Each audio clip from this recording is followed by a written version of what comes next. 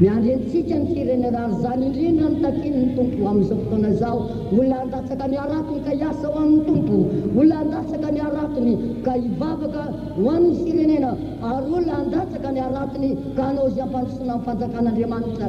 Koa n'izany dia aoka ezaka ery raha lasana vavy eto amin'ity tanàna ny Jerosalema teo.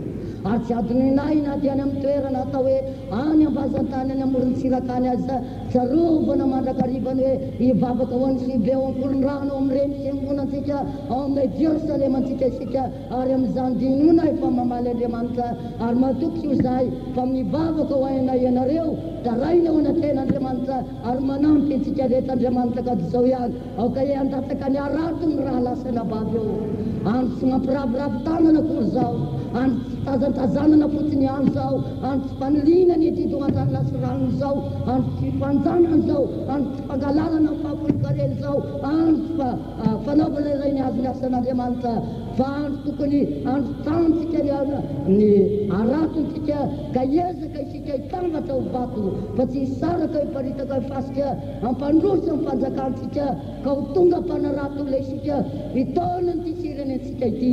Hoeo an-tratan'i Kristy dia ho tanteraka ny ilay teny manao hoe Kristy ho an'i Madagasikara ary Madagasikara ho an'i Kristy.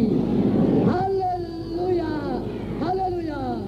Hivavaka ary isika amin'ity fotoana hariva ity mba fireneny mba voninahindroso an'io hoe, mba fireneny voninahan-datsaka ny aratony an'io hoe, mba firy no mba vonina hiezaka misimisy tokoa handatsaka ny arato amin'ny lalina raha eo amin'ny senam-panahy ny tena manokana no misy zavatra manjodia handatsaka ny arato an'io ka androaka ny asa ratsiny devoly ary olona mafimafy tokoa amin'ny fitiavana an' Jesosy. Firy no lavonanao an'izany an'io ary eo amin'ny asan'Andriamanitra milana olona olona mafimafy tokoa hidina amin'ny lalindalina mba firy no lavona irotsaka an'io. Tsy tazantazana amin'izao andro maizina izao, tsy hanilitra hoe andro ranona zany, tsy fanjana hoe ranona tsinona tsy mandeha na ranona tsinona tsy mamonjy fitambavaka, ranona tsinona tahaka an'izao za fomba tsy handeha, tsy zany fa izao andray aty tsy andraky tamitsy ho voninahitra ilay misidy satria ny teninao tompo ho arotsaka ny aratinay.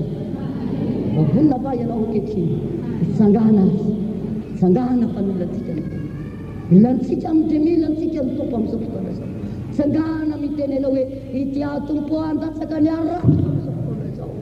Alleluia, handatsaka ny arato fanakikobiny Satana, handatsaka ny arato androaka ny asa ratin'ny devoly, handatsaka ny arato andresany tahatra sy ny hoditra rehetra, ary handatsaka ny arato ampandroso amin'ny fanjakan'ilay tompontsika. Samy mitsangana manandratra ny tanany hoe ndreto izay tompo, iandamiam-bavy anompo anao sy anajanao ary tsy hialana hivadika ao aminao fa handatsaka ny aratonay amin'ny lalina izay. Samy mitsangana mivavaka amin'izao fotoana izao. Alleluia, alleluia.